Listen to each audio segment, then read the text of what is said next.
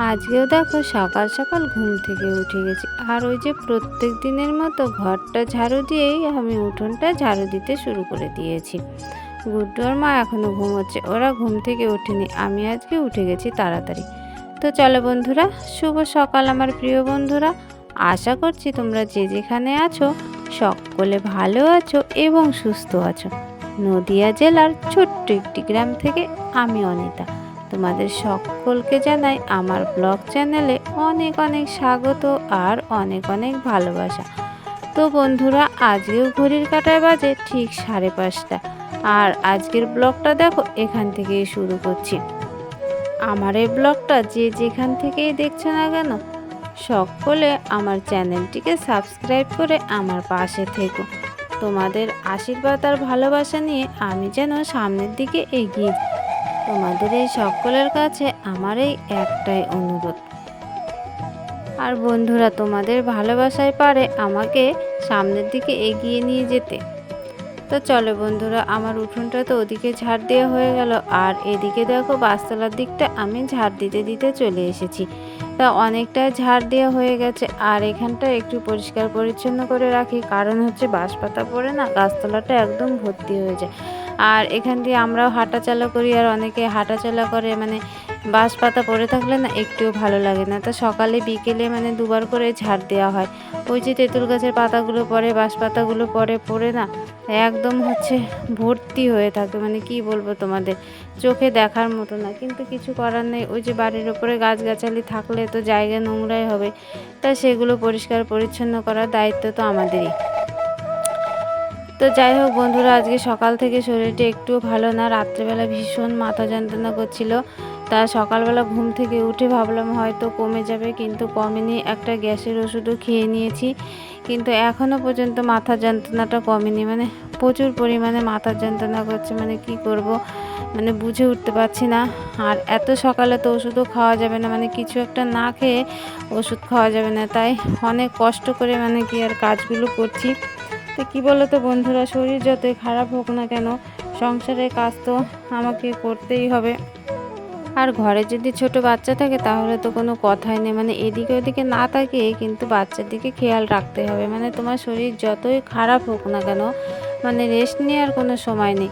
আগে বাচ্চা, তারপরে হচ্ছে শরীর বা অন্য কিছু। তো গুড্ডু এখনও ঘুমোচ্ছে, সেই জন্য আমি ধীরে ধীরে কাজগুলো করে নিতে পারছি। আর গুড্ডু যদি উঠে যেত তাহলে আমার মানে এত ধীরে ধীরে কাজগুলো করা হতো না, আর ওর সাথে বকতে বকতে আমার শরীরটা হয়তো আরও বেশি খারাপ হয়ে যেত। তো যাই হোক বন্ধুরা, দেখো আমি থালা বাসনগুলো ধুয়ে নিয়েছি, আর গামলায় কিন্তু আজকে জল ভরিনি, ওই ছোট্ট গামলাটায় করে জল ভরে আর কি ধুয়ে নিলাম। তো এই দেখো আমাদের হচ্ছে কুমড়ো আর হচ্ছে কাঁকরোলের মাচা, আর কাঁকরোল গাছে অনেকগুলো ফুল ফুটেছে, আর ছোট্ট ছোট্ট অনেক কাঁকরোল হয়েছে। আর এই যে কুমড়ো গাছগুলো দেখছো একদম সাপের মতো ফনা তুলে যাচ্ছে, আর ডোকাগুলো এত কচি কচি, কি বলবো তোমাদের, মানে মনে হচ্ছে কাঁচাই খেয়ে নিই, মানে খুব সুন্দর শাক হচ্ছে আর কি। আর এদিকে দেখো পাখি কত সুন্দর ডাকছে, মানে খুব ভালো লাগছে। তো ওদিকে তোমাদের তো শাকগুলো দেখালাম, তারপরে দেখো আমি এক বালতি জল নিয়ে সোজা চলে এসেছি ছাদে। আর ওই যে আগের দিন যে হচ্ছে পেঁপের চারাগুলো দিচ্ছিলাম, সেইগুলোতে একটু একটু করে জল দিয়ে দিচ্ছি। আর মানে আর তার আগে হচ্ছে অনেকগুলো পেঁপের চারা আমি বসিয়েছিলাম, সেগুলো তোমাদের সাথে শেয়ার করা হয়নি। তা দেখো ছোট্ট ছোট্ট গাছ বেরিয়েছে, ওই যে দেখতে পাচ্ছ 3-4টে। তা এগুলো আশা করছি হবে। আর এই দেখো আমাদের গাছের আমগুলো অনেকটাই বড় হয়ে গেছে, তোমাদের আগে তো দেখিয়েছিলাম, তখন অনেকটাই ছোট্ট ছিল, আর এখন কিন্তু অনেকটা বড় হয়ে গেছে। তো যাই হোক বন্ধুরা, ছাদের থেকে নিচে নেমে এসেছি, আর জামা কাপড়টা চেঞ্জ করে আমি দেখো আজকে রান্না করতে চলে এসেছি। তা আজকে হচ্ছে একটু মাছ এনেছিলাম, তা উচ্ছে আলু দিয়ে মাছের তরকারি করব। আজকের রান্নাটা আমি একটু উল্টোভাবে করছি, মানে সবাই তো প্রথমে মাছটা ভাজা করে নেয়, তারপরে সবজিগুলো ভাজা করে, আর আমি আগে সবজিগুলো ভাজা করে নিচ্ছি, পরে হচ্ছে মাছগুলো ভাজা করব। তো উচ্ছেগুলোকে দেখো আমি একদম লাল লাল কড়া কড়া করে ভেজে নিয়েছি, না হলে কিন্তু ভীষণ তেতো লাগবে। আর এখন আলুটা আমি ভালো করে ভাজা করে নেব, আর সবজিগুলো ভাজা করে নিলে কিন্তু তরকারিটা একটু অন্যরকম হয়। তো যাই হোক দেখো আমার আলুটাও কিন্তু অনেকটাই লাল লাল করে ভাজা হয়ে গেছে, আর তেল বেশি করে দিয়েছিলাম, তো মানে এক তেলে হচ্ছে 2 রকম সবজি আর কি ভাজা হয়ে গেছে। তা এখন দেখো আমি আলুগুলোকে তুলে নিচ্ছি, আর কড়াইয়ে তো তেল একদমই কমে গেছে। আর অল্প পরিমাণ একটু তেল দিয়ে দেবো। তারপরে হচ্ছে মাছগুলো তো লবণ আর হলুদ আমি মাখিয়ে রেখেছি আগেই। রান্না তো আমি করছি, আর আমার অবস্থাটা একবার দেখো, ওদিকে পাইপের মুখ দিয়ে হাওয়া ঢুকছে আর সেই আগুনগুলো উনুনের মুখ দিয়ে বেরিয়ে যাচ্ছে। আর আমি ছিলাম একটু দূরে বসা, যদি কাছে কাছে বসা থাকতাম তাহলে আজকে একটা ভীষণ বিপদ হয়ে যেত।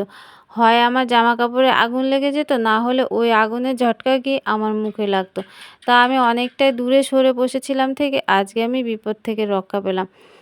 তো পাতা দিয়ে জাল দিয়ে তো মানে কোনো সময় নিভে যাচ্ছে, আবার কোনো সময় জ্বলে যাচ্ছে, মানে এই একটা সমস্যা। আর এত এলোমেলো হাওয়া দিচ্ছে, কি বলবো তোমাদের, এই হাওয়ার জন্য আজকে এই সমস্যাটা হচ্ছে। না হলে পাতা দিয়ে তো এর আগে আমি অনেক কবার রান্না করেছি, কোনো অসুবিধা হয়নি। তো আজকে এই হাওয়াটার জন্য এতটা পরিমাণ অসুবিধা হচ্ছে। তো যাই হোক বন্ধুরা, দেখো ওদিকে আমার মাছগুলো ভাজা হয়ে গেছে, আর মাছগুলো কিন্তু তুলে নিয়েছি। আর তারপরে যেটুকু তেল ছিল তার মধ্যে আমি সামান্য পরিমাণে রাঁধুনি দিয়ে দিয়েছি, আর ওই যে আলুগুলো বেশ ভালো করে ভাজা করে নিচ্ছি। ওই দেখো আবার রান্না করতে করতে কেমন ধোয়া হয়ে যাচ্ছে, আবার আগুনও বেরিয়ে যাচ্ছে। তো যাই হোক, পরিমাণ মতো হলুদ দিয়ে এখন আমি বেশ ভালো করে নাড়াচাড়া করে নিচ্ছি। আর ওই যে ফুটিয়ে রেখেছিলাম গরম জল, সেই গরম জলটা দিয়ে দিলাম। আর ওদিকে আমার ভাতটাও প্রায় হয়ে গেছে, আর ভাতটা কি নামিয়ে নেব। আর এদিকে দেখো ঝোলে হচ্ছে পরিমাণ মতো লবণ দিয়ে দিলাম। এখন বেশ কিছুক্ষণ ফুটবে, মানে সবজিগুলো গলবে, তারপরে হচ্ছে উচ্ছেটা দিয়ে দেবো। কারণ আগে থাকতে যদি উচ্ছেটা দিয়ে দিই তাহলে তরকারিটা কিন্তু ভীষণ তেতো হবে, সেই জন্য উচ্ছেটা আর এখন দিচ্ছি না, মানে পরে দেবো। তা তরকারি তো দেখো আমার মানে বেশ ভালোভাবে ফুটছে। আর ওদিকে আমার ভাতটা হয়ে গেছিলো, ভাতটা হচ্ছে নামিয়ে নিয়েছি। আর ওই যে রুটি ভাজা যে তাওয়া, ভাঙা তাওয়াটা ছিল, সেইটা ওইদিকে দিয়ে দিলাম। আর আগুনটা এখন ওই দিক দিয়ে বেরোচ্ছে না।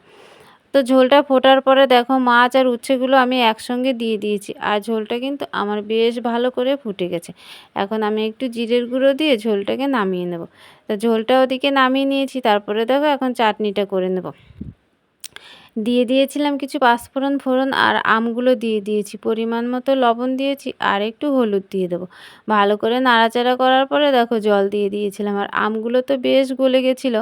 গলার পরে চিনি দিয়েছিলাম, তারপরে একটু ফুটিয়ে দেখো নামিয়ে নিয়েছি, আর চাটনিটা বেশ দেখতে সুন্দর হয়েছে।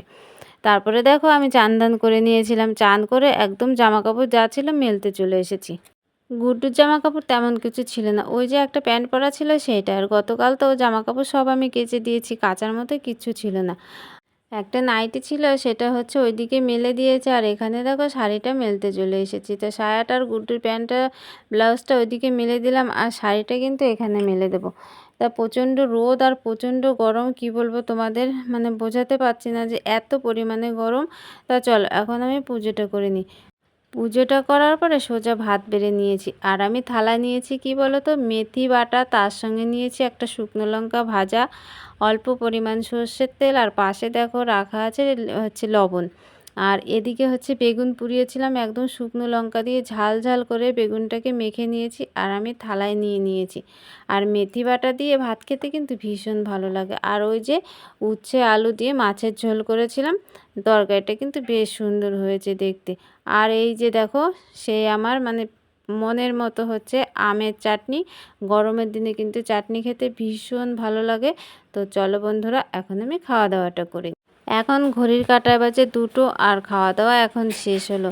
খাওয়া দাওয়াটা শেষ করে দেখো থালা দুটো নিয়ে চলে এসেছি কলপারে, আর এই থালা দুটো মেজে গিয়ে আমি হচ্ছে গুড্ডুকে ঘুম পাড়িয়ে দেবো, কারণ অনেকটা বেলা হয়ে গেছে। তো চলো এখন আমি থালা বাসন দুটো মেজে ধুয়ে একদম জায়গা মতো রেখে দিই। তারপরে তো রোদ গরমের কথা বলতেই নেই, এখন ঘরে না ঢুকলে বাইরে দিয়ে আর ঘোরাঘুরি করা যাবে না, তেমন কোনো হাওয়া বাতাস নেই। খাওয়া দাওয়া করে আমি আর গুড্ডু ঘুমিয়েছিলাম, আর ঘুম থেকে এইমাত্র উঠলাম। ঘুম থেকে উঠে দেখো আমি বাগানে চলে এসেছি জামা কাপড়গুলো তোলার জন্য, মানে চান দান করে যে জামা কাপড়গুলো মেলেছি। তো চলো দেখি জামা কাপড়গুলো শুকিয়েছে কিনা। আর গরমের দিন তো একদম মানে আধা ঘন্টা হতে না হতে সব জামা কাপড় শুকিয়ে যায়। জামা কাপড় বলতে এই গুড্ডুর একটা প্যান্ট, আর আমার চান করার পরে যে জামা কাপড়গুলো ছিল সেইগুলো আর কি। ওইদিকে ছিল হচ্ছে আমার জামা কাপড়গুলো, আর এদিকে দেখো মার শাড়ি আর সায়াটা মেলা ছিল, সেগুলো এখন তুলে নিচ্ছি। এখনও কাজ বলতে ঘর আর উঠোনটা ঝাড় দেবো, আর যে গাছগুলো রয়েছে সেগুলোতে একটু একটু করে জল দিতে হবে, মানে সেই যে কালকে বিকেলে জল দিয়েছিলাম আর সকালবেলা তো জল দেওয়া হয়নি, সেইগুলোতে এখন জল দিয়ে দেবো। তাই চলো বাকি যে কাজগুলো আছে আমি এখন করে নিই। তো বন্ধুরা এখন বাজে রাত 10:30 আর খাওয়া দাওয়া করে এইমাত্র উঠলাম। গুড্ডু আর মা ঘুমিয়ে পড়েছে আর বাইরে দিচ্ছে প্রচণ্ড হাওয়া, সেই জন্য দেখো আমি এখানে দাঁড়িয়ে রয়েছি। আর বিদ্যুৎও চমকাচ্ছে, মেঘও ডাকছে, মনে হচ্ছে রাত্রেবেলা বৃষ্টি হবে আর প্রচুর হাওয়া দিচ্ছে, মনে হচ্ছে মানে ঝড় হচ্ছে। সেই জন্য ভাবলাম দরজাটা খুলে একটু দাঁড়াই, মানে বাইরের প্রকৃতির একটু হাওয়া খাই। সবসময় তো ফ্যানের হাওয়া খেতেই থাকি, আর এই হাওয়া কিন্তু মানে বেশ ভালো লাগে। একদম মানে অল্প হাওয়াতে যেন একদম কি বলবো, মানে সারা শরীর যেন একদম ঠান্ডা হয়ে যায়। ফ্যানের হাওয়ায় যতটা শান্তি না পাই, মানে এই হাওয়ায় কিন্তু ততটা শান্তি পাই। তো চলো বন্ধুরা, ব্লগটা আর বড় করছি না। তোমরা যে যেখান থেকে আমার এই ব্লগটি দেখছো সকলে ভালো থেকো এবং সুস্থ থেকো। তোমাদের সাথে দেখা হবে আবার পরবর্তী একটা ব্লগে। টাটা বন্ধুরা, গুড নাইট।